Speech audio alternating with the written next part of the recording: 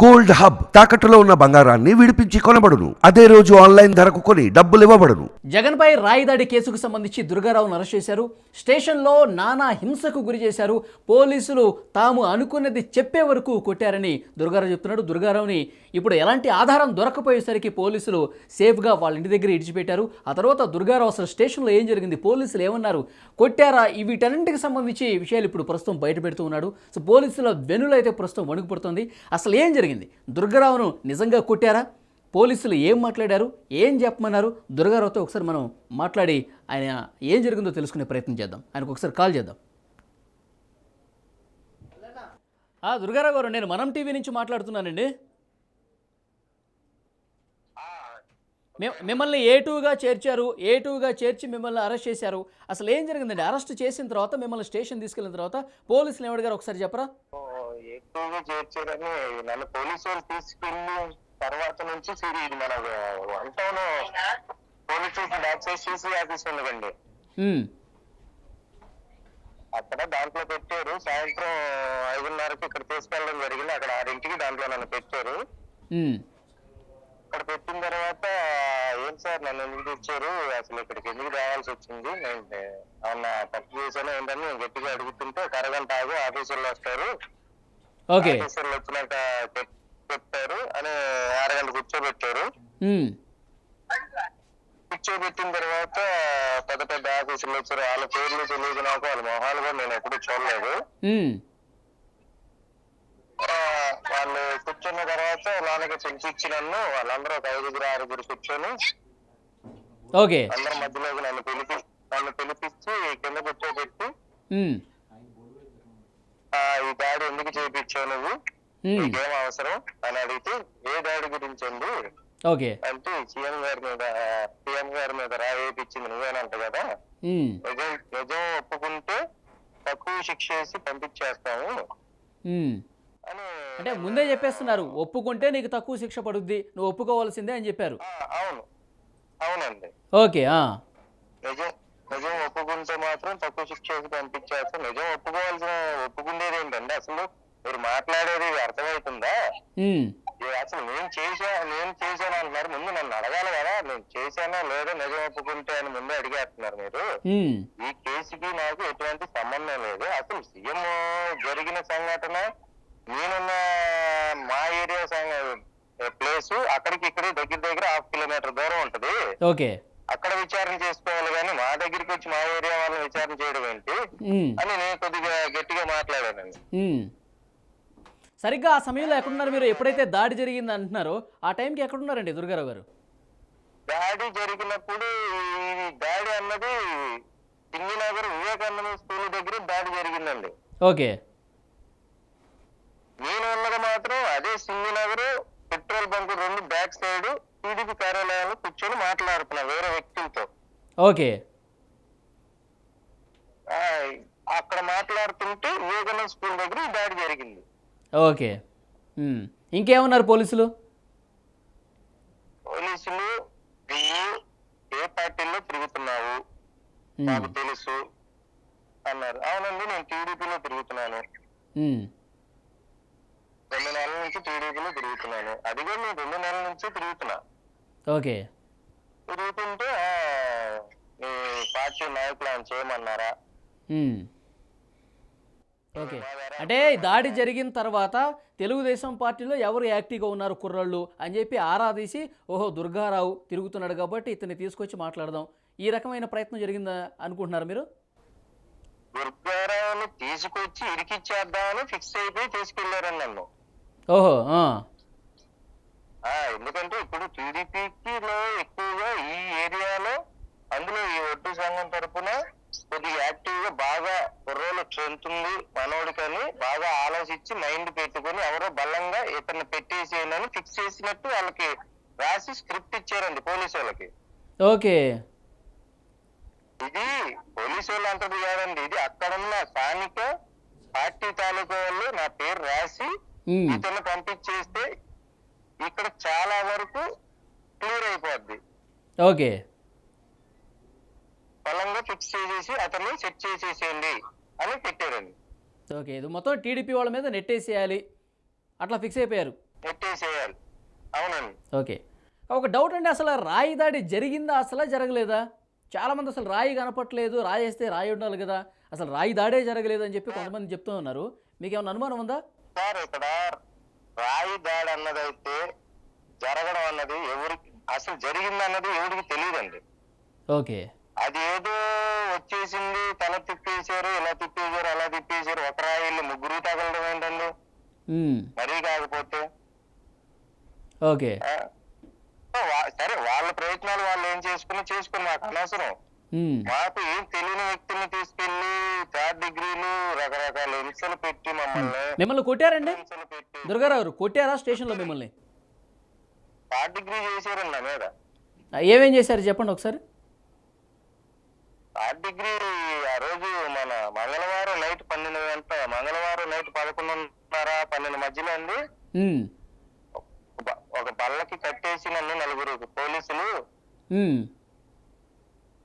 రెండు కాళ్ళు పైకి లేపి అరికాళ్ళ మీద లాఠీలు కళ్ళు కూడా క్లాత్ కట్టేశారని నాకు చూడకుండా ఎవరి మొహాలను. అంటే ఎవరు కొడుతున్నారు అనేది కనపడకూడదని. ఓకే. కట్టేసి వెనక రెండు కాళ్ళు పైకి లేపి కర్రలు పెట్టి లబ్బర్ మోడల్లో ఉన్నాయండి, నాకు తెలియదు, నేను ఎప్పుడు చూడలేదు అలాగా. వాటిని పెట్టి ఇష్టాకరంగా కొట్టడం స్టార్ట్ చేశారు సార్. ఓకే. కాళ్ళ మీద కొట్టారా? ఆ కాళ్ళ మీద సార్. వీళ్ళు పైకి ఎక్కడ కనపడకుండా లోన ఇతికిపోయేటట్టు కొట్టారు సార్. ఓకే. ఓకే. అయినా చెప్పండి.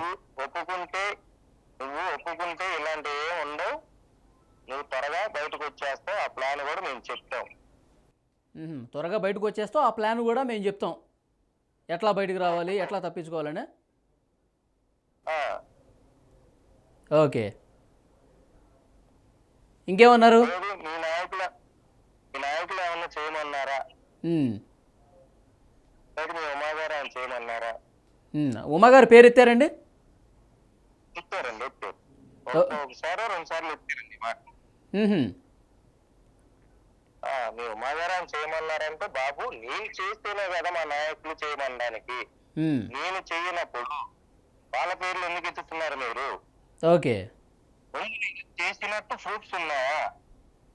అసలు ముందు అక్కడ రాయి జరిగినట్టు, మా ఊళ్ళో ఎవరన్నా విసిరినట్టు ఏదైనా ఫోటో చేసి చూపి నాకు.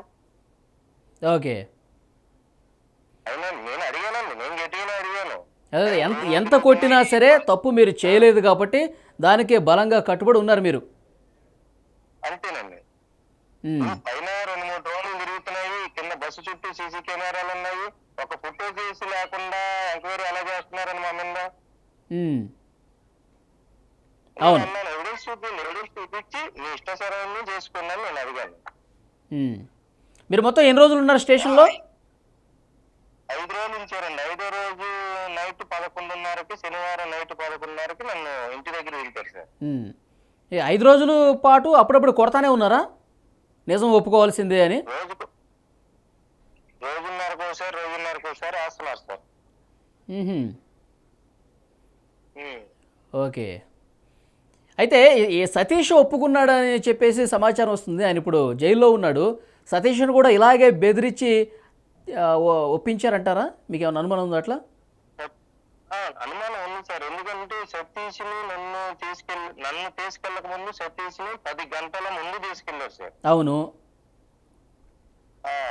మంగళవారం ఈవినింగ్ నన్ను 5:30కి తీసుకెళ్తే, అదే మంగళవారం మార్నింగ్ తెల్లవారుజాము 4 గంటలకు సతీష్ని తీసుకెళ్లారు సార్.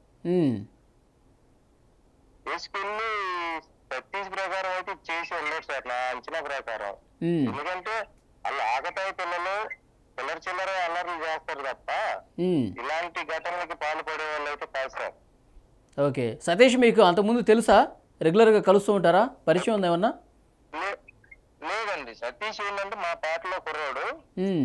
కుర్రాడేం కాదు, తన వయసు కూడా చిన్న వయసు. ఓకే. అది ఏంటంటే వాళ్ళ నాన్నగారు మాకు ఏంటంటే అదే పేటలో ఉండడం వల్ల ఒకే ఇళ్ల పేరులతో అందరు వాళ్ళకి అన్నదమ్ముల్లాగా అలా పిలుచుకుంటాం వాళ్ళ నాన్నగారిని వీళ్ళని. సతీష్ ఏంటంటే మొహపరిచయం నా ఏరియాలో ఉంటున్నాడని ఒక మొహపరిచయం తప్ప అదే. ఉండదండి. అయితే సతీష్ చెప్పాడంట దుర్గారావు వేయమంటేనే నేను వేశాను అని చెప్పేసి అన్నాడంట పోలీసుల దగ్గర. అదే సార్ ఇక్కడ చెప్పాను సార్, నాకన్నా ముందు 10 గంటల ముందు విచారానికి తీసుకెళ్లి ఓకే. సతీష్ని ఎదిరించి ఒప్పించడం కూడా. ఇప్పుడు నన్నే అన్నారు డైరెక్టర్ గా, నేను ఏ తప్పు చేయనని అంత నిలబడి గట్టిగా మాట్లాడుతుంటేనే చెప్తే బాగుంటది, త్వరగా బయటపడతావు, ఎలా తొందర బయటపడాలో కూడా తక్కువ శిక్ష కూడా వేసేటట్టు మేము మాట్లాడతాం అన్నారు. సతీష్ని బలవంతం ఒప్పించారని ఎందుకు అనుకోకూడదు సార్ మనం? ఓకే. ఇప్పుడు ఎలాగో ప్రత్యక్షంగా ఉదాహరణగా మీరే ఉన్నారు కాబట్టి మీకే అనుభవం అయింది కాబట్టి మీకే డౌట్ రావచ్చు సహజంగా. ఎస్ అవును సార్, ఇప్పుడు నన్ను 3rd డిగ్రీలు చేశారు, నేనంటే బలంగా కొద్దిగా నా నిజాయితీగా నా బలంగా నిలబడి ఆ దెబ్బలకు తట్టుకొని నిలబడి నేను నా నిజాయితీ మీద ఎదురుకెళ్ళాను. ఓకే. ఇప్పుడు సతీష్ పిల్లగారు సార్, తట్టుకుంటాడు ఆ దెబ్బలకి? ఇక దెబ్బలకి తట్టుకోలేక ఈ కొట్టుడు ఎందుకురా బాబు, ఎందుకు వచ్చిన గొడవ, పోలీసులు ఎట్లా చెప్తే అట్లా విందాం అని భావించాడా? అంతే సార్, ఇప్పుడు ఆ పోలీసులు కూడా మేనిఫెస్టో బాగా చేస్తున్నారు సార్. అక్కడ జరిగేది లోన్ ఎలా ఉందంటే, నీకు అది చూపిస్తా, అది ఇప్పిస్తా, ఇది ఇప్పిస్తా, నీకేం కావాలంటే అది చేస్తాము, నువ్వు ఒప్పేసుకో, పలానా వాడు పేరు చెప్పేసి అన్నట్టు చెప్పేస్తున్నారు సార్ అక్కడ. ఓకే. అయి సతీష్ వాళ్ళ ఫాదర్ ఏం చెప్తున్నాడండి? అది తెలుసు కదా మీకు, పరిచయమే కదా సతీష్ వాళ్ళ ఫాదర్. ఇప్పుడు ఈ ఘటన తర్వాత మీరు జైలుకి వెళ్ళి నేను నిన్న కలిసాను సార్. ఓకే. నిన్న కలిస్తే నేను అడిగాను, ఏంటన్నగారు ఏంటన్నా ఇదంతా ఏంటి అసలు నాకు అర్థం కావట్లా. మీరు అడిగిన డౌట్ నేను అడిగాను సార్, అడన్నా చేశాడా ఏంటన్నా ఇది అంటే, లేదురా తెల్లవారు 4 నిద్రలో నుంచి లేపుకొని తీసుకెళ్లిపోయారు, అదల బాధలో చెప్తే అడుగుతున్నా గానీ లాక్కుని తీసుకెళ్లిపోయారు. ఎందుకు ఏంటి అనగానే కానీ ఏం చెప్పట్లేదు. రిమాండ్ లో పెట్టినాక వాళ్ళ తల్లిదండ్రులు కలిస్తే ఏడ్చుకుంటూ నన్ను చంపేస్తానన్నారు నాన్న, ఒప్పుకోకపోతే అందుకే నేను కావాలని ఒప్పుకున్నా నాన్న అని ఏడ్చుకుంటూ చెప్పాడు సార్ సతీష్. ఓహో. ఇక బలవంతంగా ఒప్పించారు, ఒప్పుకున్నానని చెప్పి తండ్రితో చెప్పేశాడు. చెప్పేశారు సార్. వాళ్ళ తండ్రిని ఏమైనా ఇబ్బంది పెట్టాడండి? పోలీసులు ఏమైనా ఇబ్బంది పెట్టారా తండ్రిని? అది నేను అడగలేదండి. ఇబ్బంది అనేది అయితే ఏం పెట్టలేదు అనుకుంటున్నాను నేను. అంటే నీకు అంటే అక్కడున్న ఇంకొక 5-6 పిల్లల్ని తీసుకెళ్లారు సార్. ఓకే. ఆ సతీష్ తో పాటు తిరిగే పిల్లల్ని ఓకే. తీసుకెళ్లి తర్వాత వీళ్ళు తప్పేం లేదని తెచ్చి అక్కడ దింపేసి మళ్ళీ తర్వాత వాళ్ళని మళ్ళీ స్టేషన్ పిలిపించి మీకు డబ్బులు ఇస్తాము, దుర్గారావు చూపించాడని చెప్పించండి, అది ఇదని మ్యానిఫెస్టేషన్ చేశారు సార్. డబ్బులు ఇస్తామన్నారా? ఇందులో పోలీసులే చేపిస్తుంటే ఎక్కడ ఉంటుంది సార్ రక్షణ? ఓకే. ఓకే. మొత్తానికైతే తెలుగుదేశం పార్టీ ఈ దాడి చేయించింది. సో బోండా ఉమా అనుచరులే ఈ దాడి చేయించారని చెప్పి బలవంతంగా చెప్పించే కుట్ర జరిగింది, పోలీసులే చెప్పిస్తున్నారు. అదే కదా ఇప్పటివరకు మీ అనుభవం ప్రకారం? అవును సార్. అందులో ఇంకోటి సార్, ఇక్కడ ఏ క్యాస్ట్ కులాలని పట్టుకోకుండా ఒడ్డు కులాన్ని దాంట్లోనే 8 మందిని 7గురిని తీసుకెళ్లారంటే ఎంత బలంగా ఈ జాతిలో వాళ్ళని 8 మందిని 7 మందిని తీసుకెళ్లి ఎంత టార్చర్ పెడుతున్నారంటే ఈ జాతి అంత చులకనగా కనపడుతుందని కూడా మీరు ఇవ్వాలి సార్. ఇది మాత్రం ఓకే. అంటే బలహీన వర్గాల పిల్లలైతే వీళ్ళు న్యాయ పోరాటం బలంగా చేయలేరు, సో కుక్కిన పేనులో పడుంటారు, అంతేనా? అంతే సార్. ఓకే. ఓకే అండి, థ్యాంక్ యూ దుర్గారావు గారు, ఫోన్లో అందుబాటులోకి వచ్చి నిజాలు చెప్పినందుకు. అసలు వాస్తవాలు, అసలు జైల్లో ఏం జరిగింది, మీరు ఎలాంటి బాధలు పడ్డారు, సతీష్ని బలవంతంగా ఒప్పించారని కూడా చెప్తున్నారు. సో అసలు ఏం జరిగిందో వాస్తవాలు మనం టీవీకి చెప్పారు. థ్యాంక్ యూ అండి దుర్గారావు గారు. మళ్ళీ ఒకసారి మీతో మాట్లాడతాను. Thank you. అది A2గా పోలీసులు అరెస్ట్ చేశారు, నానా చిత్రహింసలకు గురి చేశారని దుర్గారావు చెప్పడాన్ని మనం చూసాం. 3rd డిగ్రీ ప్రయోగించారని కూడా చెప్పి బలవంతంగా చెప్పించే ప్రయత్నం జరిగింది. బోండా ఉమానే చేయించాడని చెప్పేసి ఆయన పేరు కూడా 2 సార్లు ప్రస్తావించినట్టుగా దుర్గారావు చెప్తున్నాడు. పూర్తిగా భయపెట్టి కొట్టి నిజాలు అసలు దాడి తాము చేయకపోయినా సరే బలవంతంగా చెప్పించే ప్రయత్నం జరిగిందని చెప్పి దుర్గారావు మాటలను బట్టి మనకు అర్థమవుతుంది. అలాగే సతీష్ను కూడా ఈ విధంగానే భయపెట్టారని చెప్పేసి చాలా స్పష్టంగా దుర్గారావు చెప్తున్నాడు. సో దీని గురించి కొంత మనం విశ్లేషించే ప్రయత్నం చేద్దాం. న్యూస్ రూమ్ నుంచి political editor కటా Karthik live call ద్వారా జాయిన్ అయ్యారు, మాట్లాడదాం. కటకార్తీక్ దుర్గారావు మాట్లాడింది మనం చాలా స్పష్టంగా విన్నాము. తనను తీసుకెళ్లి కొట్టారు, భయపెట్టారు, నిజాలు ఒప్పుకోండి అని చెప్పేసి భయభ్రాంతులకు గురి చేసి ఏది ఏమైనా సరే తెలుగుదేశం పార్టీ నాయకులు బోండా ఉమా చెప్తేనే మేము చేశాము అని చెప్పి బలవంతంగా చెప్పించే కుట్ర జరిగింది. దానికోసం థర్డ్ డిగ్రీ కూడా ప్రయోగించారని చెప్పేసి దుర్గారావు చెప్పాడు. ఎట్లా చూడాల్సిన అవసరం కనిపిస్తుంది? ఇప్పుడు సతీష్ని అరెస్ట్ చేసి జైలుకు కూడా పంపించిన నేపథ్యంలో సతీష్ను కూడా ఈ విధంగానే భయపెట్టి ఉంటారని చెప్పి దుర్గారావు చెప్తున్నాడు. ఎలా చూడాలి? రాయి దాడి కేసులో రాజకీయ రక్ష అంటే వాస్తవానికి ఒక పొలిటికల్ కోణాన్ని తీసుకురావడం కోసం, రాయి దాడి జరిగింది అని నమ్మించడం కోసం, ఆ రాయి దాడి చేపించింది టీడీపీ అని దాన్ని నమ్మించడం కోసం, రాజకీయాల్లో సానుభూతి అస్త్రం కోసం చేసినటువంటి రాజకీయ దాడి ఇది. రాయి దాడి కాదు, రాజకీయ దాడిగా దుర్గారావు మాటను బట్టి మనకు అర్థమవుతుంది. వాస్తవానికి ఇక్కడ కొన్ని కీలకమైన ప్రశ్నలే మనం మొదటి రోజు ప్రశ్నిస్తూ వస్తున్నాం. ఫస్ట్ ఆ రాయిని చూపించండి, తర్వాత రాయి దాడి అని చెప్పండి. కానీ రాయిని చూపించలేకపోయారు. తర్వాత ఇప్పుడు పోలీసులు బహిరంగ క్షమాపణ ప్రజలకు చెప్పాలి. ఎందుకంటే ఏటూగా దుర్గారావుని తీసుకెళ్ళి నిర్బంధంగా 3 రోజులు పోలీస్ స్టేషన్లో ఉంచుకొని కోర్టుకు సరెండర్ చేయకుండా, జడ్జి గారి ముందు ఆధారపరచకుండా అక్రమంగా నిర్బంధించేసి అతను చెప్తున్న మాటలో దాని ప్రకారం థర్డ్ డిగ్రీ కూడా ఉపయోగించి వాళ్ళ మాటలో ఏటూగా అనుకున్నటువంటి వ్యక్తిని ఏటూగా చేర్చకుండా ఇలా ఇంటికాడ వదిలిపోయారు అంటే వాళ్ళకి ఏ రకమైన సాక్ష్యం దొరకలేదనే అర్థం. ఏ రకమైన సాక్ష్యం లేకుండా 3 రోజులు అక్రమంగా ఎందుకు నిర్బంధించారు? ఒక వ్యక్తి మానవ హక్కులకు భంగం కలిగించారు కదా. ఒక వ్యక్తి బలహీన వర్గాలకు సంబంధించినటువంటి ఒక వ్యక్తి మానవ హక్కులకు భంగం కలిగించారు కాబట్టి బహిరంగ క్షమాపణ పోలీసులు చెప్పాలి. అది కాక వాళ్ళ మీద వాళ్ళు కేసులు బుక్ చేసుకోవాలి. ఖచ్చితంగా ఇదేంటంటే అక్రమ నిర్బంధం అంటారు. సహజంగా ఒక వ్యక్తిని అరెస్టు అంటే అదుపులోకి తీసుకున్న తర్వాత అరెస్టు చూపించి 24 గంటలలో కోర్టు ముందు ఆధారపరిచారు. జడ్జి గారి ముందు ఎందుకు అదుపులో తీసుకున్నాం, వాళ్ళ ముందు ఉన్నటువంటి ప్రాథమిక సాక్ష్యాలంటూ జడ్జి గారు చూపించాలి. జడ్జి గారి పర్మిషన్తో మాత్రమే కస్టడీకి తీసుకొని విచారించాలి. జడ్జి గారి పర్మిషన్ లేకుండా ఎలాంటి విచారణ చేయడానికి ఏ మనిషి మీద నిర్బంధంగా మాట్లాడటానికి అవకాశమే లేదు. చట్టం ఒప్పుకోదు. కానీ చట్టాన్ని తమ చేతిలో తీసుకున్న పోలీసులు ఖచ్చితంగా పోలీసుల మీద శాఖాపరమైన చర్యలు తీసుకోవాలి. వాళ్ళు బలహీన వర్గాలకు, ప్రజలకు, ఒడ్డెల కులానికి సంబంధించిన ఆ కాలనికి సంబంధించిన వ్యక్తులకు బహిరంగ క్షమాపణ చెప్పాలి. అది కాక A2లో క్లియర్ సాక్ష్యాలు దొరకలేదు, థర్డ్ డిగ్రీ ఉపయోగించారు, బాండోమా పేరు చెప్పించే ప్రయత్నం చేశారు. కానీ ఏది సాధ్యం కాలేదు అనేది మనకు తెలుస్తుంది. కాబట్టి ఇదే విషయం A1లో కూడా జరిగి ఉంటుందని నాకు అనుమానం వ్యక్తమవుతుంది. ఎందుకంటే A2 విషయంలో జరిగి ఉంటుంది, ఏం జరిగిందో A1 విషయంలో కూడా ఇదే జరిగి ఉంటుంది. కాకపోతే దుర్గారావు ముందుగా లొంగిపోలేదు. రాయి దాడి జరిగిందని చెప్పేసి పోలీసులు ఒక కంక్లూజన్కి వచ్చారు. అయితే దుర్గారావు మాత్రం ఆ సమయంలో అక్కడ లేడు. దుర్గారావు ఇదే విషయం ప్రస్తావించాడంట. ఇప్పుడు నేను అక్కడ ఉన్నట్టు చెప్తున్నారు, ఏదో వివేకానంద స్కూల్ దగ్గర నుంచి రాయి ఇసిరేశారని చెప్తున్నారు. నేను కూడా అక్కడే ఉన్నాను కాబట్టి నన్ను అరెస్ట్ చేశారని చెప్తున్నారు. అక్కడ ఉన్నటువంటి సీసీ ఫుటేజ్ ఏదైనా ఉంటే తీయండి, నేను అక్కడ ఆ సమయంలో దాడి జరిగినప్పుడు నేను అక్కడ ఉన్నట్టు చూపించండి అని చెప్పేసి చాలా బలంగా అడిగాడంట దుర్గారావు. కానీ పోలీసులు ఏమీ చెప్పలేని పరిస్థితి, ఎలాంటి ఆధారం చూపించలేని పరిస్థితి. ఆ టైంలో దానికి ఒక 1/2 కిలోమీటర్ దూరంగా నుండి పెట్రోల్ బంక్ దగ్గర, దానికి దగ్గరలో నేను ఉన్నాను, నేను ఫ్రెండ్స్తో మాట్లాడుకుంటున్నాను. ఈ ప్లేస్కి నేనున్న ప్లేస్కి అసలు ఆ సమయంలో సంబంధం లేదు. అయినా కానీ నన్ను బలవంతంగా తీసుకెళ్ళి ఈ విధంగా బలవంతంగా వాళ్ళు అనుకున్నది, వాళ్ళ మనసులో ఉన్నది చెప్పించే కుట్ర చేశారని చెప్పి దుర్గారావు చెప్తున్నాడు. ఎట్లా చూడాలి దీన్ని? ఇక్కడ 2 అంశాలు. పోలీసులు వాళ్ళు అనుకున్నట్టు దుర్గారావుని A2గా బుక్ చేయాలంటే, ఒకటి దుర్గారావు తనంతట తానన్నా ఒప్పుకోవాలి, లేదు సాక్ష్యాధారాన్ని పోలీసులైనా చూపించాలి. పోలీసుల దగ్గర సాక్ష్యాలు లేవు అనేటువంటిది మొదటి రోజు నుంచి మనం చెప్తున్నదే. రాయే చూపించలేకపోయిన వాళ్ళు వేరే సాక్ష్యాధారాలు చూపించారు అట్లా అనుకోగలం. రెండోది, వాళ్ళు రిమాండ్ రిపోర్ట్ ఒకసారి బయట తీసి చూడండి.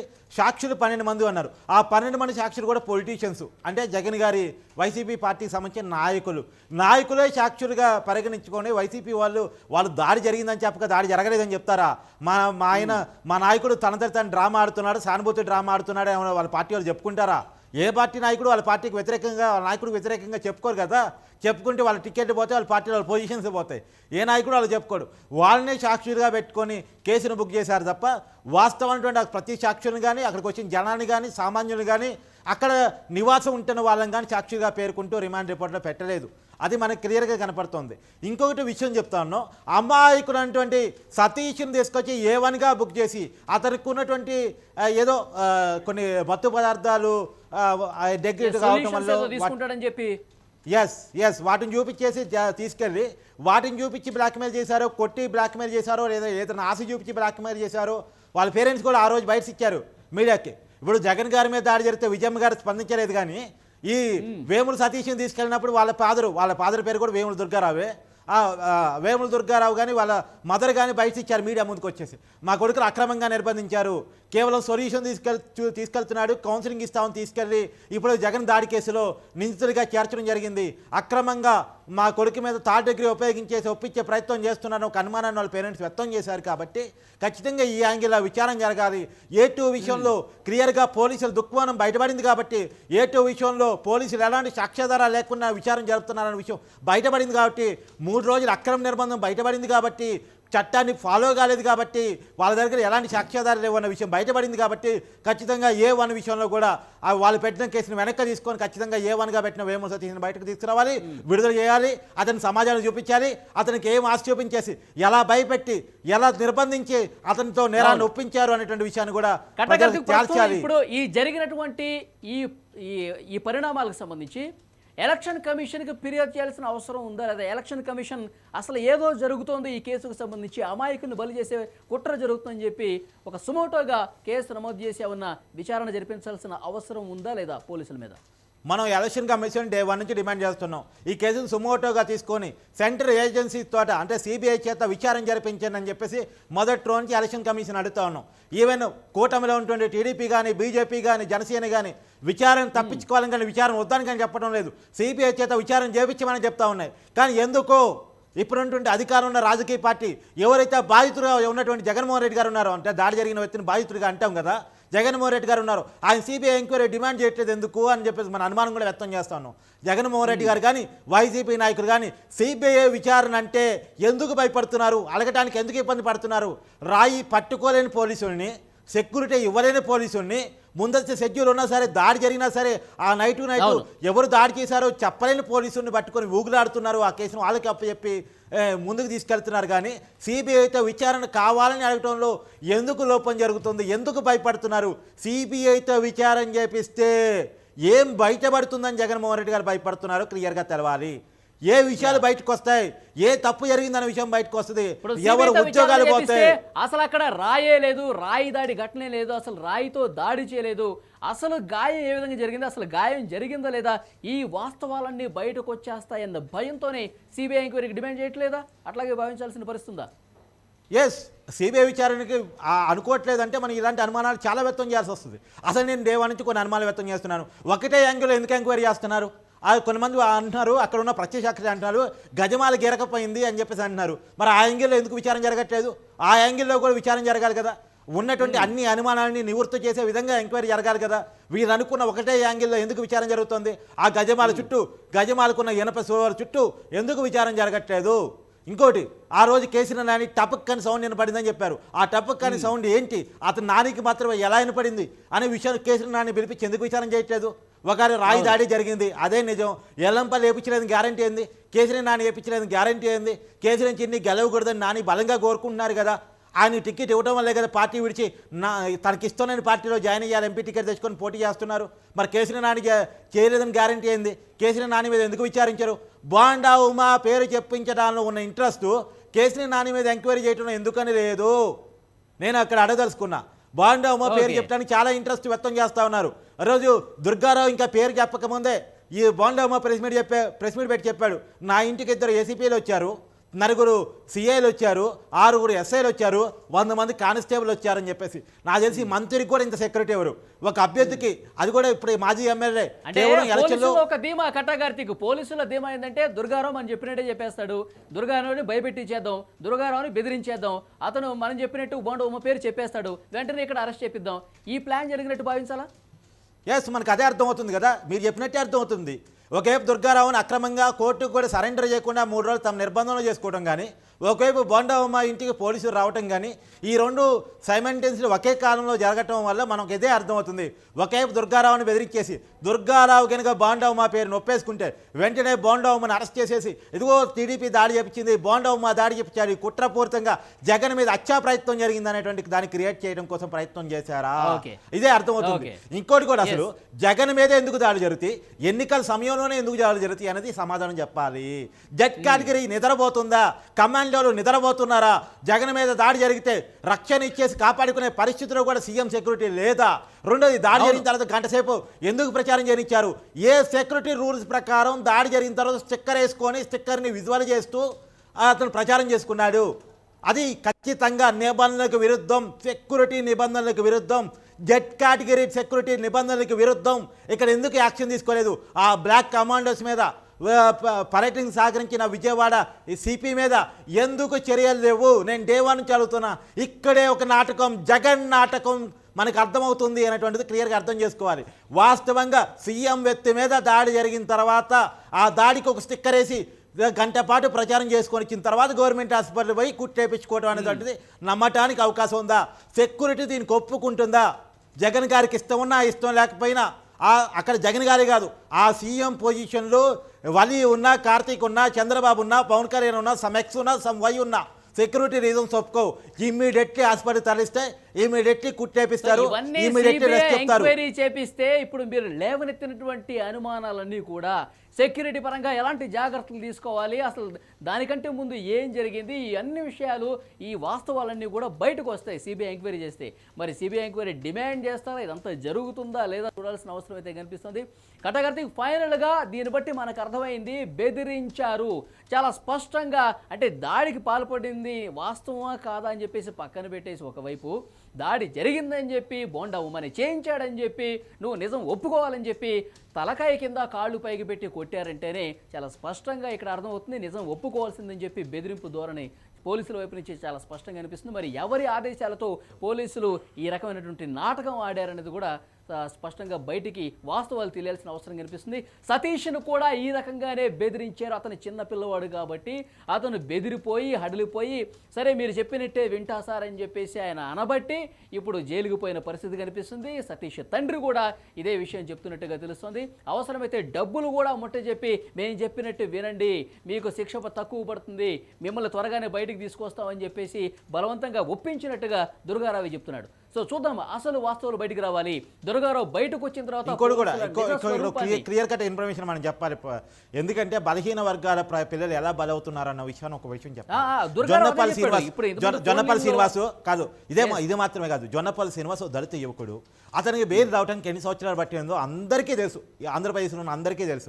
అదే ఒక ఎమ్మెల్సీ అనంతబాబు, వైసీపీ సంబంధించిన ఎమ్మెల్సీ అనంతబాబు ఒక వ్యక్తిని హత్య చేశారన్న కేసు. ఇక్కడ కేవలం హత్యాయత్నం కేసే జొన్నపల్లి శ్రీనివాస్ మీద ఉన్నది, అది కూడా తేలలేదు. హత్యాయత్నం కేసు మాత్రమే ఉంది. కానీ ఎమ్మెల్సీ అనంతబాబు మీద హత్య కేసు ఉంది. ఒక దళిత యువకుడిని కార్ డ్రైవర్ని హత్య చేసి డోర్ డెలివరీ చేశారన్న కేసు ఉంటే అతనికేమో బెయిల్ వచ్చింది, అతన్నేమో పార్టీ నుంచి కూడా సస్పెండ్ చేయరు, అతనికి ఉన్న ఎమ్మెల్సీ పోస్ట్ని కూడా తీసేయరు. కానీ ఈ జొన్నపల్లి శ్రీనివాస్ బెయిల్ మాత్రం అడ్డుపడతారు. ఎంక్వైరీకి జగన్మోహన్ రెడ్డి గారు సహకరించారు. తన మీద దాడి జరిగిందని వాపోయినటువంటి జగన్మోహన్ రెడ్డి గారు, తన మీద ప్రతిపక్షాలు దాడి చేశాయని చెప్తాను జగన్మోహన్ రెడ్డి గారు, అధికారులు వచ్చి తనే ముఖ్యమంత్రి అయి తన చేతిలోనే అధికారం ఉంది, ఎవరు దాడి చేశారో చెప్పరు, దాడి చేసినటువంటి పట్టుకునే ప్రయత్నమో చేయరు, జొన్నపల్లి శ్రీనివాసు నేరాన్ని చూపించే ప్రయత్నం చేయరు, పైగా ఆయన పేరు రాకుండా అడ్డుకునే ప్రయత్నం చేస్తారు, ఎంక్వైరీకి సహకరించారు.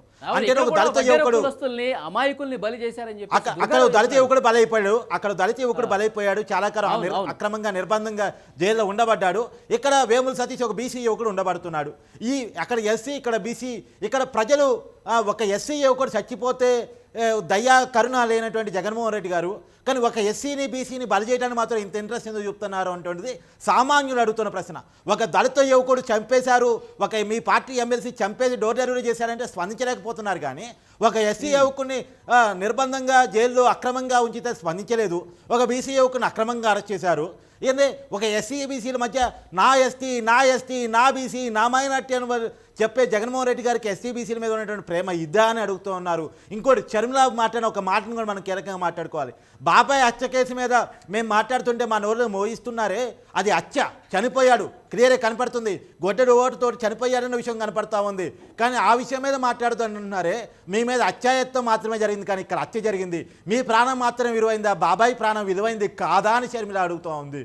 దాన్ని బట్టి అర్థమవుతుంది రక్త సంబంధాలు, ప్రజా సంబంధాలకి జగన్మోహన్ రెడ్డి గారు వస్తున్న విలువ ఇదా అని చెప్పి చాలా మంది అడుగుతున్నారు. దీని మీద వైసీపీ కానీ జగన్ కానీ స్పందించాలని చెప్పేసి మనం కూడా కోరుకుంటాం. మొత్తానికి దుర్గారావు అయితే ఒక పెద్ద బాంబే పేల్చినట్టు భావించాలి. ఎందుకంటే పోలీసులకి వ్యతిరేకంగా మాట్లాడడు అనుకుని పోలీసులు భావించుంటారు బహుశా. ఎప్పుడైతే తన తప్పు లేదని చెప్పి ఎలాంటి ఆధారాలు చూపెట్టలేదని చెప్పి సేఫ్గా తీసుకొచ్చి ఇంటి దగ్గర వదిలిపెట్టిన తర్వాత అసలు వాస్తవాలు బయట పెడుతున్నాడు దుర్గారావు. పోలీసులు తనను ఏ విధంగా బెదిరించారు, ఏ విషయాలు చెప్పాలని చెప్పి తనను భయపెట్టే ప్రయత్నం చేశారు, తనను థర్డ్ డిగ్రీ ప్రయోగించి కొట్టారు. ఈ వాస్తవాలన్నీ కూడా బయట పెడుతుంటే పోలీసుల వెన్నులో ప్రస్తుతం వణుకు పుడుతుంది. దాంతోపాటు ఇప్పుడు అధికార పార్టీలో కూడా ఒక వణుకు స్టార్ట్ అయిపోయింది. ఎందుకంటే అసలు వాస్తవాలు అనేది ప్రజలకి తెలిసిపోతున్నాయి కాబట్టి ఒక భయం అనేది వాళ్ళలో కనిపిస్తుంది. సో చూద్దాం తర్వాత పరిణామాలు ఏ విధంగా ఉంటాయి. అసలు వాస్తవాలు బయటకు రావాలంటే సిబిఐ డిమాండ్ చేస్తున్నాం. మరి ఈ డిమాండ్ వాళ్ళు అధికార పార్టీ నాయకులు, ముఖ్యమంత్రి కావచ్చు, ఎవరైనా సరే లేవనెత్తుతారా? అసలు వాస్తవాలు తీసుకొచ్చే ప్రయత్నం జరుగుతుందా, లేదంటే దీన్ని కప్పేసే ప్రయత్నం చేస్తారన్నది కూడా చూడాల్సిన అవసరం అయితే కనిపిస్తోంది.